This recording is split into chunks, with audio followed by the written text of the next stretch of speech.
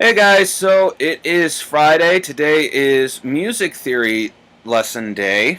Now, what we talked about was on Tuesday was seventh chords and using what we know about chords and key signature relationships to start developing fills. So, a seventh chord, quite easily, is like a major chord. Or we'll use F sharp as an example. We'll do an F sharp major 7 chord. Now, an F sharp major 7 chord is built like this. You got your root note, which is the F sharp, your major third, which is A sharp, your perfect fifth, which is C sharp, and your major seventh, which is E sharp. Again, you do it by scale degrees. Root is 1, F sharp is 1. 1, 2, 3, A sharp, 4, 5, C sharp, 6, 7, E sharp, 8. Now that is a major 7th chord. You got the major 3rd and the major 7th. Now here's where things start to get a little bit more tricky. You can have a major 3rd with a minor 7th. This is based off of the dominant scale. You know what? We're just gonna keep it to major 7th, minor 7th, and dominant 7th, and I'm gonna show you the scales that go to each of these chords. So we're on a dominant 7th chord. A dominant 7th chord is based off of a fifth. The fifth chord of whatever the key is in. So this is F sharp. Now if we were... Okay, we'll keep it in F sharp major, because we just showed you an F sharp major chord.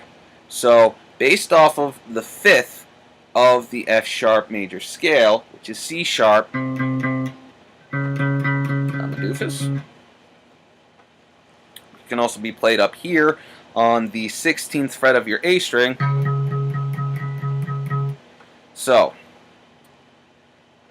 playing a dominant scale is playing a major scale but starting on the 5th scale degree. So, we're starting on the C sharp, so we're going to play an F major scale. F major scale is F sharp, G sharp, A sharp, B natural, C sharp, D sharp, E sharp, F sharp. So C sharp, D sharp, E sharp, F sharp,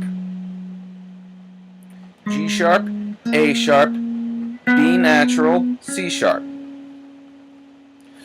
Alright, so 1, 3, 5, 7. The thing about dominant 7 chords that give them a certain edge is that you have a major 3rd going against a minor 7th, which creates the tritone sound, or diminished 5th. Now, example of the diminished 5th sound.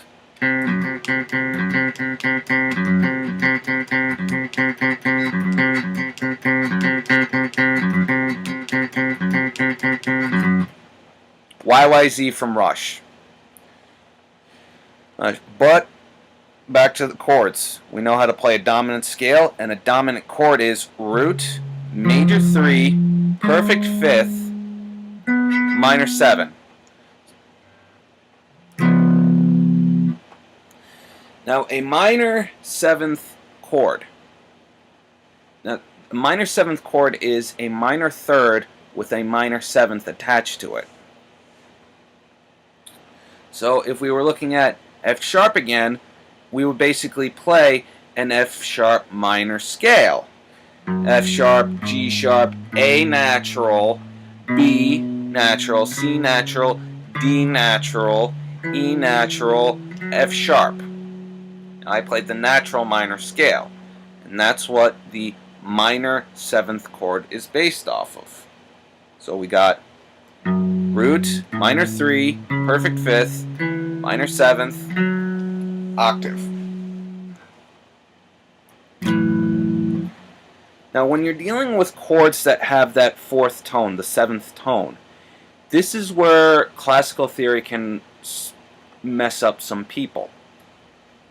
You don't have to play the fifth. When it's a dominant major or minor seventh chord, you don't have to play the fifth, because thirds and sevenths are the big defining chord tones in chords. Like I said with power chords, you can't really tell that this is either F sharp major or F sharp minor because there's no third or the A to make it so. F sharp major, F sharp minor. So, knowing that the fifth can be viewed kind of as a throwaway chord when you're trying to make actual chords on bass. We know how to make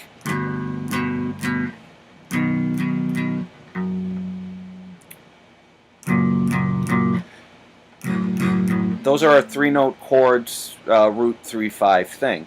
So if we were to do it kind of like a 3-chord tone, this is a major 7th chord shape for bass.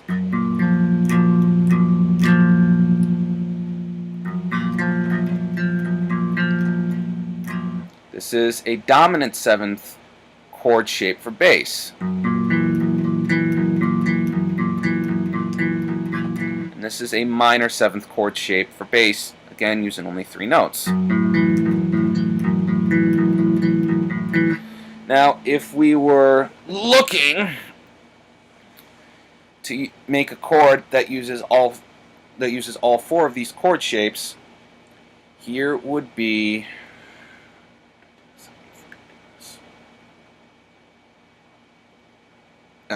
yes.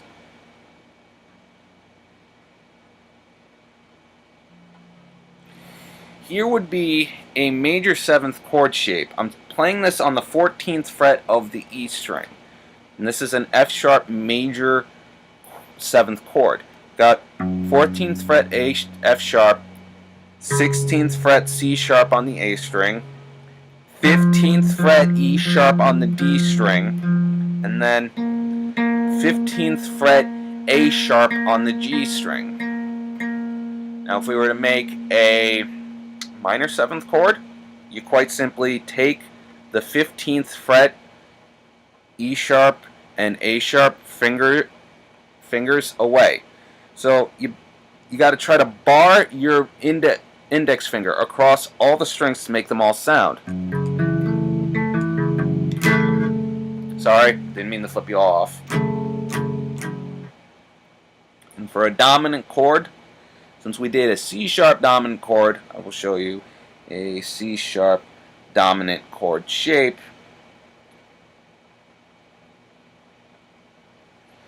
Looks like this. We got index finger barring the 9th fret, C sharp on the E string, and B natural on the D string. We have my middle finger on the 8th fret of the G string, and my ring finger on the 11th fret G sharp on the A string. Obviously you want to experiment to reduce fret rattling. Now, coming up with fills based off of these chord shapes. Common fills to do would be minor pentatonics, which are quite simply a 5-note scale based on a minor 7th chord, or a minor 7th scale.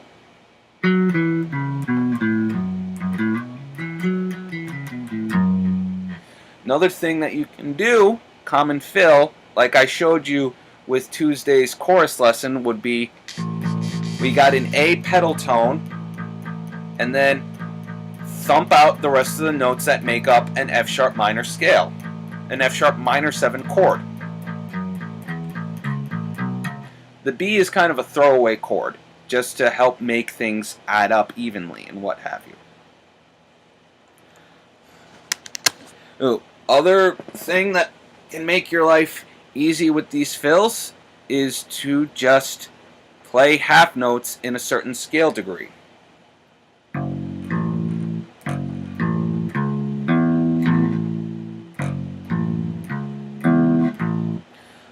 I played what's called an F sharp minor 7 arpeggio. Oh, all the notes of an F sharp minor 7 chord,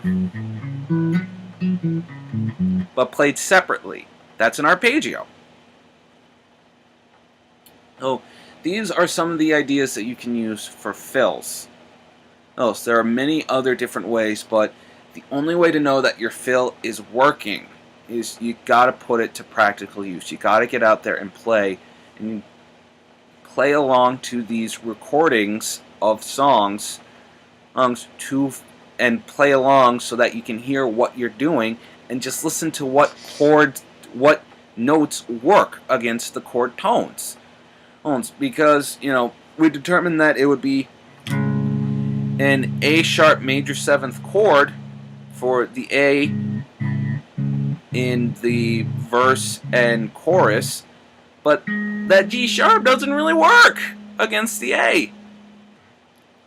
So that's all I can tell you about fills for now.